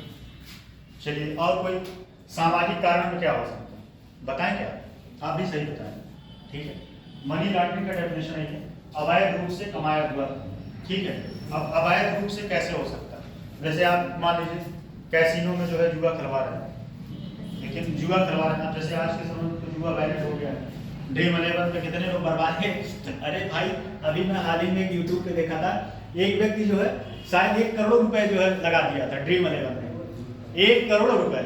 हम कहे भगवान, इससे बड़ा गधा नियम कोई नहीं हो सकता।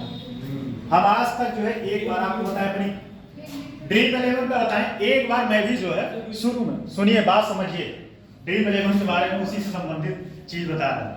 पहली बार जब ड्रीम 11 आया था, उसके पहले मैं एक बार बनाया था, उसमें एक बार मैं लगा दिया गलती से 40 रुपये 50 रुपये लगाया था। 50 रुपये भाई साहब, मैं पूरे दिन नहीं पढ़ पाया था, पूरे दिन इसलिए नहीं पढ़ पाया था, देख रहा था कितना बढ़ रहा है कितना घट रहा है, उसी रात में मैं उसको तुरंत डिलीट मारा ऐप को।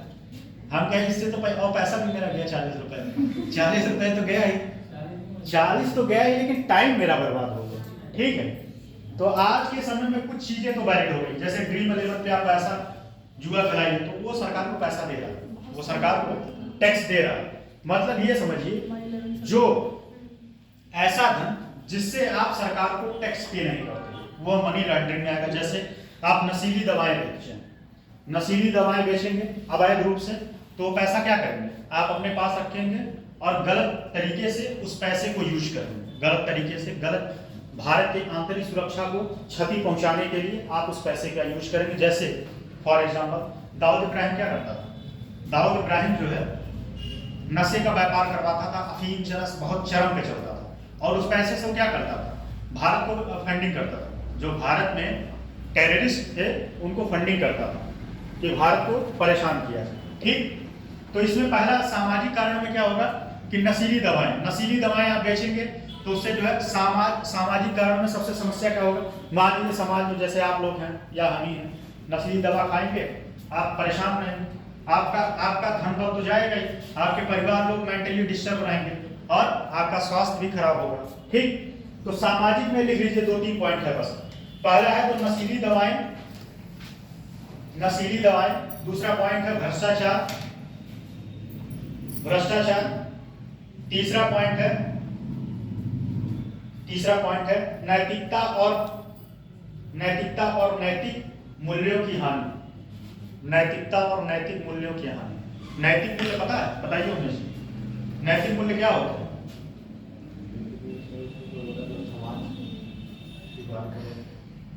समाज स्वीकार, ठीक है, डेफिनेशन तो सही है। जैसे अच्छा ये बताइए, ये नैतिक मूल्य है, ठीक, समाज में स्वीकार करो। आप जा रहे हैं रोड पे, ठीक है, आप रोड पे जा रहे हैं, एक्सीडेंट हो किसी व्यक्ति को, आप उसको बैठा दें, वैसे ये अवैध गलत है कि आप हेलमेट बिना पहनाए उसको बैठा है, तो ये क्या सही है कि गलत है?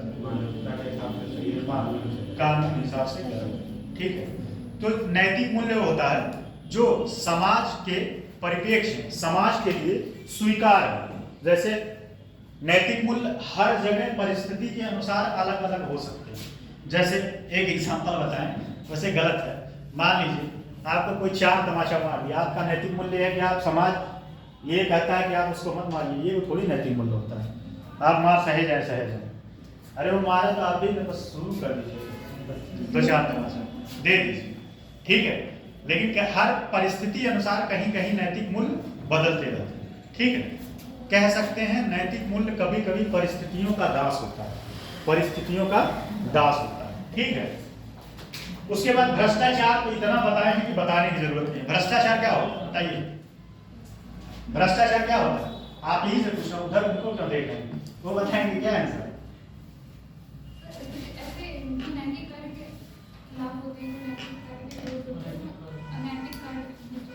भ्रष्टाचार, अच्छा और कोई बताए, आप बताएं, हाँ और कुछ, अभय जी आप बताएं। मतलब सरकार की जो सरकार की योजना होती है उनको अवैध रूप से लागू करना, उसका जो सही नहीं होता भाई, आप बताएं। वैसे साथ तो इसका होता है कि भ्रष्टाचार वो साथ में वो वैसे इसमें हम ये कह सकते हैं कि नैतिक मूल्य होते हैं, सामाजिक मूल्य होते हैं, इनके विरुद्ध है। देखिए भ्रष्टाचार ये हुआ अपने स्वार्थ के लिए सरकारी योजनाओं का गलत इस्तेमाल करना, अपने स्वार्थ के लिए। जैसे मान लीजिए आप किसी पद पे बैठे हैं, आप एसडीएम बने हुए हैं और आपके पास कोई 2 ठेकेदार है, ठीक है, कॉन्ट्रैक्ट लेने के लिए, और दोनों ही उसके योग्य हैं, लेकिन आप क्या किए, उसमें एक आपका रिलेटिव, आपने उसको कॉन्ट्रैक्ट दे दिया, ये भी भ्रष्टाचार है, ठीक है। बात समझे? अगला इसमें लिखिएगा, बात कहानी समझ में आ रहा है कि नहीं? अगला पॉइंट लिखिएगा, आर्थिक में लिखिएगा विदेशी निवेशकों को हतोत्साहित करना। अब ये कैसे हतोत्साहित होंगे, लिख लीजिए पहले पॉइंट, विदेशी निवेशकों को हतोत्साहित करना। विदेशी ऐसे क्यों लिख रही है, वो ग्राफ बनवाए थे, उस ग्राफ के पॉइंट में लिखिए, ऐसे जो ग्राफ बनवाए थे ये, इसमें भ्रष्टाचार हो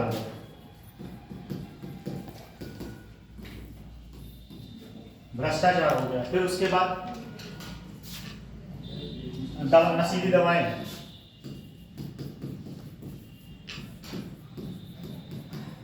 दवाएं हैं, ठीक।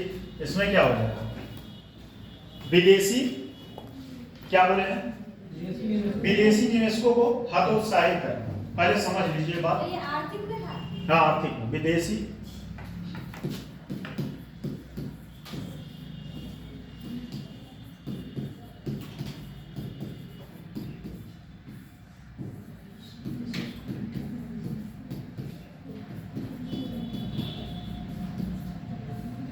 करना। अब आप इस बात को समझिए, हतोत्साहित करना कैसे। आपके देश में चरम पर जो है मनी लॉन्ड्रिंग हो रहा है, भ्रष्टाचार चरम पे है, तो क्या कोई इन्वेस्टर आएगा आपके यहाँ? रवांडा में कोई जाएगा इन्वेस्टर? सोमालिया में जाएगा? क्यों नहीं जाएगा? क्योंकि वहाँ भ्रष्टाचार चरम पे है। स्वाभाविक सी बात है, आपके यहाँ इन्वेस्टर नहीं है। अगर आपके यहाँ सुशासन होगा और भ्रष्टाचार कम है तो उससे क्या है कि आपके यहाँ इन्वेस्टर आएंगे, ठीक है। आपके यहाँ इन्वेस्टर आएंगे। इन्वेस्टर दो तरीके से आते हैं, एक प्रत्यक्ष एक अप्रत्यक्ष, ठीक है। वो इकोनॉमिक्स का टॉपिक है, वहां पे देखा जाएगा। तो आपके यहाँ जो है कि आप विदेशी निवेशक नहीं आएंगे, इससे क्या होगा, आपको नुकसान होगा। नुकसान इसलिए होगा, आपकी जो है अर्थव्यवस्था के लिए काफी नुकसान होगा। जैसे विदेशी इन्वेस्टर आते हैं तो पैसा जो है, जो भी कंपनी लगाते हैं तो पैसा आप ही को टैक्स पे करते हैं ना, आपके सरकार को, तो ये आपको नुकसान होगा। इसमें लिखिए फिर अगला वाले में, इसमें एक ही पॉइंट था बस, सुरक्षा पर, सुरक्षा वाला जो है उसमें लिखिए हवा, लिखिए हवाला। हवाला अभी बता रहे हैं हवाला क्या होता है। हवाला लेन देन का उपयोग, हवाला लेन देन का उपयोग।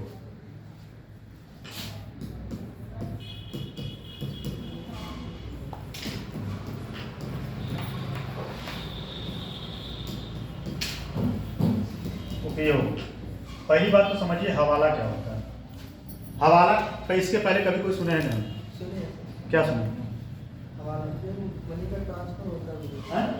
विदेशों में जो अवैध धन होता है उसका ट्रांसफर किया जाता है। ट्रांसफर किया जाता है, ये बात तो सही होता है, लेकिन मुद्रा को मुद्रा को कन्वर्ट कर, जी सर। कैसे? डॉलर में, बिटकॉइन में, बिटकॉइन में। एक अभी रिसेंट में कोई और चल रहा है, वो बहुत ट्रेंडिंग में है। बिटकॉइन जो है बहुत सारे, अभी मैं करंट में पढ़ा था, एक ऐसा देश है जो बिटकॉइन को जो है डायरेक्ट मुद्रा मान लिया। अपने भारत में नहीं, भारत अभी हाल ही में डिजिटल मुद्रा लॉन्च किया था। क्या नाम था उसका? Crypto currency. क्रिप्टो करेंसी तो है ही है, लेकिन भारत ने लॉन्च किया था, भारत ने भी लॉन्च किया, करंट का ही है, ठीक। समझिए पहले हवाला क्या होता है। जो पैसा होता है उसको जो है दूसरे पैसे में कन्वर्ट करके फिर भारत में लाना। जैसे मानिए आप क्रिप्टो करेंसी खरीद लिए, ठीक, क्रिप्टो करेंसी खरीद लिए किसी तरीके से, या अपने पैसे को डॉलर में कन्वर्ट करा दिया। अब कन्वर्ट करा के फिर से उसी पैसे को अपने देश में जाना, फिर से उसी पैसे को अपने देश में ले आना, वो व्हाइट मनी में तब्दील हो जाता है। व्हाइट मनी में तब्दील। हवाला समझ में आया कि नहीं? हवाला क्या होता है? पैसे का कन्वर्जन, पैसे का कन्वर्जन, बस इतना लिख लीजिएगा। जैसे पैसों को डॉलर में परिवर्तित करके, उसी में जैसे पैसों को डॉलर में परिवर्तित करके उस पैसे को आतंकवादी एक्टिविटी के लिए फंडिंग किया जाता है। आतंकवादी, सही बताया ना, 3 घंटा मेरा 2 घंटा से ज्यादा क्लास होता, पता नहीं कहाँ कितनी बातें बता देते आपको। आतंकवादी को फंडिंग किया जाता है। जैसे इससे रिलेटेड एक पॉइंट और बताएं, जो पाकिस्तान में आतंकवादी पनपे हैं ना, उसके पीछे सबसे बड़ा रोल जो है अमेरिका का, सबसे बड़ा रोल। तालिबान जो है ये, अब वो टॉपिक थोड़ा सा दूसरा हो जाएगा, फिर वही है टॉपिक से भटक जाएगा। अगला इसमें है राजनीति। उत्साह दे देते हैं आप लोगों के अंदर, क्या होता है बाद में गूगल करिए। राजनीति में लिखिए चुनावी फंडिंग। राजनीति में चुनावी फंडिंग विकास योजना को प्रभावित करता है। चुनावी फंडिंग विकास योजना को प्रभावित करता है। अब इसका बात समझिए कैसे। चुनावी फंड अभी हाल ही में रिसेंट में सबसे ज्यादा किसको पार्टी फंड में पैसा मिला, कौन बता सकता है? नहीं, अगर पैसे दिखाया तो भारत की बात करता हूं। बीजेपी बीजेपी को कितना पैसा मिला 2019 से लेके और 2024 तक? 6000 कुछ करोड़ रुपए, 6000 कुछ करोड़ रुपए। और कैसे? चुनावी बांड द्वारा। चुनावी बांड द्वारा, चुनावी बांड आप लोगों को पता है कि नहीं क्या होता है? बताओ बताओ भाई। कंपनी के द्वारा बॉन्ड खरीदे जाते हैं बैंक से। हाँ। और फिर क्या होता है? वो मतलब कंपनियां जो होती हैं वो पार्टी को देती हैं, हैं? पार्टी को। पार्टी को। हाँ। बात तो सही बता रहे, थोड़ा सा ये सिस्टमैटिक ढंग से नहीं बता पा रहे, बात तो सही। चुनावी बांड भारत में जो है कंपनी तो खरीद ही सकता है, चुनावी बांड आप भी जाके खरीद सकते हैं। अगर आपकी औकात है 1000 रुपये तो 1000 रुपये चुनावी बांड खरीद सकते हैं, मिनिमम 1000। चुनावी बांड को खरीद के अब कंडीशन ये है कि उस बांड को आपका जो भी पार्टी इंटरेस्ट है, जिस पार्टी में, उस पार्टी को ले जाके वो बॉन्ड दे देगा, आपका उसमें नाम नहीं लगेगा। अब वो पार्टी क्या करेगा, 15 दिन के अंदर उस चुनावी बांड को भुनाएगा। अगर वो 15 दिन के अंदर भुनाता नहीं है तो किसमें पैसा चला जाएगा? प्रधानमंत्री राहत कोष में। ठीक, तो बात समझिए। चुनावी बांड में क्या होता था, जैसे जो पैसा जो बड़ी बड़ी कंपनियां होती हैं उनको जो है सामाजिक जो व्यवस्था होता है या समाज की सेवा के लिए अपने कंपनी का जो 2% शेयर होता है, 2%, ठीक है, इनकम का 3 साल, उसको समाज पे खर्च करना रहता है। जैसे शिक्षा पे करेंगे, स्वास्थ्य पे करेंगे, ठीक है, स्कूल पे करेंगे। वो लोग क्या करते हैं, चुपके से बॉन्ड खरीद लेंगे। ठीक, बॉन्ड खरीद के किसी पार्टी को दे देंगे और उस पार्टी से व्यक्तिगत लाभ ले लेंगे। जैसे मान लीजिए अभी हाल ही में एक कंपनी थी, वो 16,000 कुछ करोड़ रुपए का बॉन्ड खरीदी थी, ठीक है, सॉरी 1600 कुछ करोड़ रुपए, और उस कंपनी का पूरा टर्नओवर 1000 करोड़ रुपए, सोच लीजिए। और क्या किया, वो बॉन्ड खरीद के उससे उसको फायदा ये हुआ कि एक बहुत बड़ा प्रोजेक्ट उसको मिल गया था, बहुत बड़ा प्रोजेक्ट मिल गया था। तो ये सब क्या होता है, ये सब विकास कार्य को रोकने का काम करता है, विकास कार्य को रोकने का काम करता है। बात समझे कि नहीं, समझ में आया? ठीक है, लिखिए जरा, थोड़ा सा लिख लीजिए। मनी लॉन्ड्रिंग, मनी लॉन्ड्रिंग लिखिए, इसकी भूमिका लिख लीजिए, बाकी चीजें आप लोग लिख लेंगे। मुझे लगता है इतने ज्ञानी तो है ही आप लोग। लिखिए, मनी लॉन्ड्रिंग को रोकथाम अधिनियम। अच्छा, ये रोकथाम अधिनियम जो है ये सन 2002 में आया था और इसमें 3 से लेके 7 वर्ष तक का सजा है। अगर आप मनी लॉन्ड्रिंग में पकड़े गए 3 साल से लेके 7 साल तक आपको कैद हो सकता है। इसलिए कभी अधिकारी बनिएगा, गलत पैसा मत उठाइएगा, नहीं तो हम केस करवा देंगे, 3 साल जेल में जाएंगे आप। और क्या, मनी लॉन्ड्रिंग की रोकथाम अधिनियम 2002 इन्वर्टेड कामा में लिखिएगा। मनी लॉन्ड्रिंग के अपराध को 2002 कामा करके फिर इन्वर्टेड कामा में मनी लॉन्ड्रिंग के अपराध को परिभाषित करता है, जो कोई भी प्रत्यक्ष या अप्रत्यक्ष रूप से डायरेक्टली या इनडायरेक्टली इन्वॉल्व हो, उसमें रूप से लिप्त होने का प्रयास करता है या जानबूझकर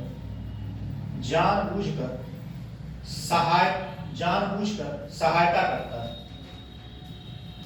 करता है या जानबूझकर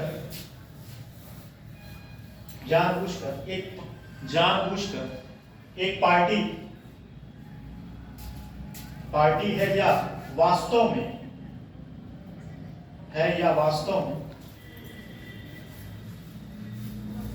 अपराध की आय से अपराध की आय से अपराध के आय से अपराध की आय से जुड़ा अपराध के आय से जुड़ा। ठीक है, जैसे समझिए एक बात, मान लीजिए आप डायरेक्टली उसमें इन्वॉल्व नहीं, बस एक मिनट, डायरेक्टली इन्वॉल्व नहीं, मान लीजिए कोई आपका भाई है, ठीक,